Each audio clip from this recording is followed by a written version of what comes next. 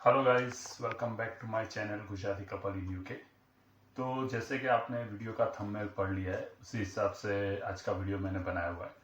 तो I think आपको याद होगा कि मैंने 1 मंथ पहले एक वीडियो बनाया था कि क्या स्टूडेंट्स एंड डिपेंडेंट वीज़ा बंद हो रहा है। तो रिसेंटली काफ़ी 3-4 दिन से न्यूज़ में आ रहा है स्टूडेंट डिपेंडेंट वीज़ा को लेके, इंटरनेशनल स्टूडेंट्स को लेके, और काफ़ी सारे यूट्यूबर्स ने भी इस पे वीडियोस बनाए हुए हैं। तो मेरे भी काफ़ी यूजर्स के मैसेज और कमेंट्स आए रहे कि सर इस पे एक वीडियो बनाइए कि एग्जैक्टली क्या है और किस तरह से इम्पेक्ट हो रहा है। तो आज बहुत ही सिंपल तरीके से हम समझेंगे कि ये न्यूज़ का क्या इफेक्ट है और किस किस को ये अफेक्ट हो सकता है। तो सबसे पहले हम बात करें तो एज पर यूके गवर्नमेंट के जो अभी 4 या 5 दिन पहले न्यूज में अनाउंस हुआ है कि वो लोग एक कैपिंग प्लान कर रहे हैं स्टूडेंट्स एंड डिपेंडेंट वीजा पे, क्योंकि जो उनका टारगेट था 2030 को लेके वो बहुत ही पहले अचीव हो गया। और नेट माइग्रेशन जो है, क्योंकि जो होम सेक्रेटरी है और ऋषि सुनक जो अभी रिसेंटली नए पीएम बने हैं, तो उनका सबसे बड़ा जो मतलब होम सेक्रेटरी, उनका कहना यही है कि जो नेट माइग्रेशन है वो बहुत ही ज्यादा बढ़ रहा है। तो वो उन्हीं पे बात कर रहे हैं कि ये हम नेट माइग्रेशन जो है इंटरनेशनल स्टूडेंट्स वगैरह वो कैसे कम कर सकते हैं। तो बेसिकली गाइस इसमें क्या है कि उन्होंने ऐसा बोला हुआ है कि हम जो यूनिवर्सिटीज वगैरह, जो यूनिवर्सिटी लो डिग्रीज प्रोवाइड करती है, मतलब कि जिसकी मार्केट डिमांड इतनी नहीं होती है, तो एक उनको हम स्टॉप करेंगे। फिर जिस यूनिवर्सिटीज के रैंक जो है वो लो है, उसको हम कम करेंगे। तो ऐसे काफी सारे पॉइंट्स है जिनको उन्होंने मेंशन किया हुआ है कि काफी जो स्टूडेंट्स है, जैसे कि उन्होंने बताया है न्यूज में उस तरह से कि इंडिया एंड नाइजीरिया, ये दो जगह से जो स्टूडेंट्स आते हैं मास्टर्स करने के, उनमें डिपेंडेंट्स बहुत ज्यादा होते हैं। तो एक ये क्राइटेरिया कि उन्होंने ये दोनों कंट्री को भी रखा हुआ है कि इंडिया और नाइजीरिया से मास्टर्स के साथ डिपेंडेंट्स बहुत ही ज्यादा आते हैं। तो एक ये न्यूज मैंने आपको जिस तरह से बताया। अभी हम बात करें तो क्या उनका फोकस है, तो उनका फोकस यही है कि जो भी स्टूडेंट्स आते हैं उनको रियली जेन्युइन इंटरेस्ट होना चाहिए स्टडी में, और उनका जो डिग्री है वो टॉप यूनिवर्सिटीज में होना चाहिए, टॉप डिग्री होना चाहिए जिसकी मार्केट में एक डिमांड हो। तो ये उनका क्राइटेरिया है। फिर 1 ईयर का जो स्टूडेंट जैसे कि बैचलर है, उसमें तो हम सबको पता ही है कि बैचलर के साथ डिपेंडेंट्स नहीं आ सकते। लेकिन काफी सारे जो मास्टर्स करने के लिए आते हैं, क्योंकि पहले जो मास्टर्स स्टूडेंट्स आते थे वो ईयरली 20,000 के आसपास आते थे, अभी उसका जो रेशियो है वो बढ़ के 70 to 80,000 हो गया है। तो कहीं ना कहीं ये जो है वो भी ज्यादा बढ़ गया है। और ये जो माइग्रेशन है वो सिर्फ और सिर्फ इंटरनेशनल स्टूडेंट्स की वजह से बढ़ा है ऐसा नहीं है। काफी सारे जो अफेक्ट्स हुए हैं उसकी वजह से भी बढ़ा है, जैसे कि अभी यूक्रेन वगैरह के जो हुआ है वो है, फिर अफगानिस्तान का जो डिस्प्यूट चल रहा था उस रिगार्डिंग है, फिर हांगकांग पॉलिसी के बेसिस पे जो हुआ था। तो ये काफी सारे फैक्टर्स है जो माइग्रेशन को अफेक्ट करते हैं। अब बात करते हैं कि एज अ इंटरनेशनल स्टूडेंट्स जो आ रहे हैं किसको ये अफेक्ट नहीं होगा।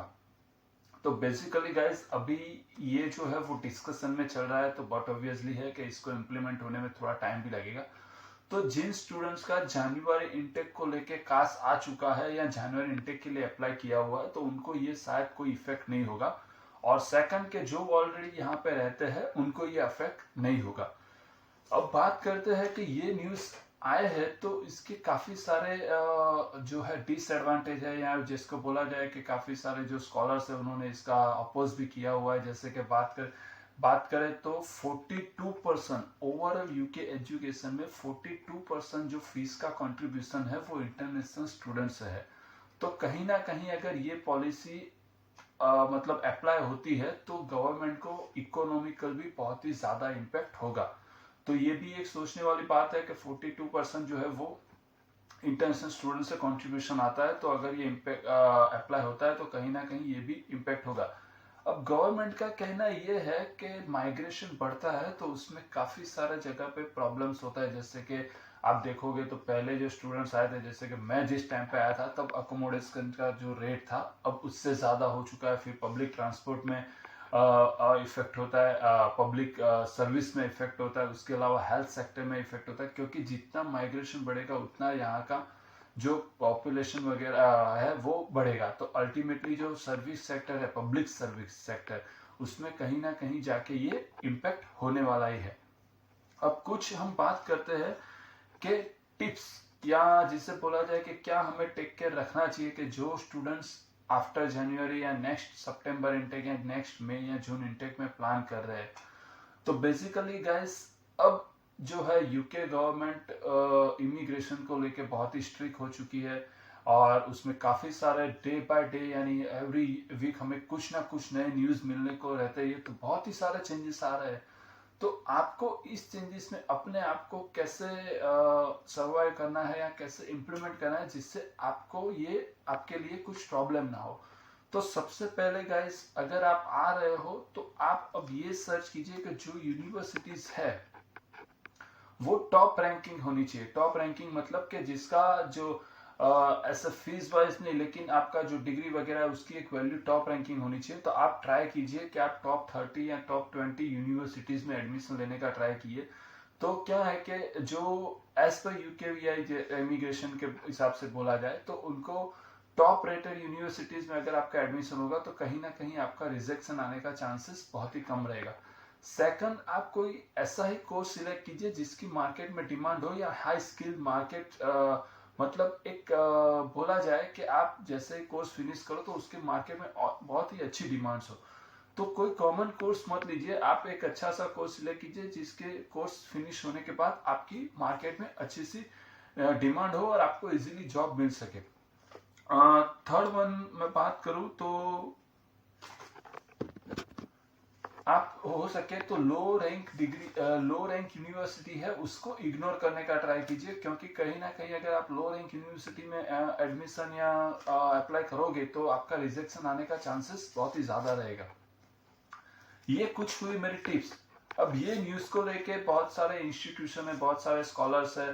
जैसे कि हम बात करें कि ये न्यूज आने के बाद गवर्नमेंट के ओर से, यानी कि गवर्नमेंट की ओर से ये न्यूज आने के बाद जो स्कॉलर्स वगैरह उन्होंने बोला है कि अगर ये इम्प्लीमेंट होता है तो बहुत सारी यूनिवर्सिटीज है जो टॉप रैंक को छोड़ के काफी सारी यूनिवर्सिटी है जो स्पेशली इंटरनेशनल स्टूडेंट्स पे ही डिपेंड है।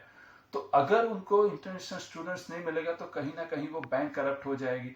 अब कुछ टॉप यूनिवर्सिटी को छोड़ के जैसे कि कैम्ब्रिज है, ऑक्सफोर्ड है, उसके अलावा स्कॉटलैंड में भी काफी सारी यूनिवर्सिटीज है। तो ये यूनिवर्सिटीज सर्वाइव करना बहुत ही डिफिकल्ट हो जाएगा, क्योंकि जो ब्रिटिश स्टूडेंट्स वगैरह पढ़ते हैं तो उनका काफी सारा जो ब्रिटिश स्टूडेंट्स को पढ़ाने में उनकी जो फीस होती है कंपेयर टू इंटरनेशनल स्टूडेंट बहुत ही कम होती है। तो ये सब जो एक बैलेंस किया जाता है वो थ्रू इंटरनेशनल स्टूडेंट्स की फीस के थ्रू ही बैलेंस किया जाता है। तो ये न्यूज जो है वो अभी एक बोल सकते हैं कि एक प्रपोजल रखा गया है, इसको कैसे इम्प्लीमेंट करते हैं, क्या क्या इफेक्ट होता है, तो वो आने वाले टाइम पे ही हमें पता चलेगा। तो मैं भी न्यूज पे वॉच रखता रहूंगा और कुछ नई अपडेट्स आते हैं तो मैं भी आपको मेक श्योर इस पे बताता रहूंगा। बट डोंट वरी गाइस, जिन्होंने जनवरी इनटेक में अप्लाई किया हुआ है, जिनका कास्ट आ चुका है, तो उनको ये न्यूज से कोई इतना ज्यादा इम्पैक्ट होने वाला नहीं है। और जो फ्यूचर में प्लान करे तो मैंने जो 3-4 टिप्स आपको बताई उसको फॉलो कीजिए, तो आपको कहीं ना कहीं कोई दिक्कत होने वाली नहीं है। आई होप गाइस आपको मेरा ये वीडियो पसंद आया होगा, और ऐसे काफी सारे अपडेट्स पाने के लिए मेरे चैनल को सब्सक्राइब कीजिए, और अभी तक आपने बेल आइकन को प्रेस नहीं किया तो बेल आइकन को प्रेस कीजिए। सी यू, बाय, टेक केयर।